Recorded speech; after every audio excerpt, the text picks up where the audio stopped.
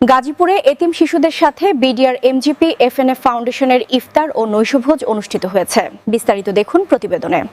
গাজীপুরের কালিয়াকৈরে BDR MGP FNF foundation উদ্যোগে এতিম শিশুদের সাথে ইফতার ও নৈশভোজ অনুষ্ঠিত হয়েছে। শুক্রবার বিকালে লতিফপুর দারুস সুন্নাহ হিফজ মাদ্রাসা ও এতিমখানায় এই ইফতার ও নৈশভোজ অনুষ্ঠিত হয়। অনুষ্ঠানে উপস্থিত ছিলেন ফাউন্ডেশনের chairman Mohammad Shajibul Islam, head of operations Mohammad Rajibul Islam, secretary general Mohammad Sohel Rana Sabuj, senior vice president Mohammad Al Mamun, executive secretary Mobarak Hossain, সদস্য সাদ্দাম হোসেন জনি, অ্যাডভোকেট আল মাসুদ, বাবুল শেখ, মোহাম্মদ লিটন ইসলাম, মোহাম্মদ নবিউল ইসলাম আপন, মোহাম্মদ সানজিদ এবং মোহাম্মদ রাইয়ানুল ইসলাম আরাফ সহ অন্যান্যরা।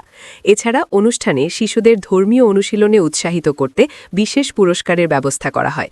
দুরুদ শরীফ ১৩,৮০০ বার, সূরা ইখলাস ২,২৭৩ বার এবং ইস্তেগফার ৮,২৬০ বার পাঠ করার জন্য শিক্ষার্থীদের নগদ অর্থ পুরস্কার প্রদান করা হয়।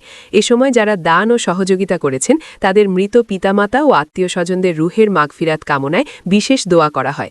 দোয়া ও মোনাজাতে দেশ, জাতি এবং মুসলিম উম্মার শান্তি, সমৃদ্ধি ও কল্যাণ কামনা করা হয়।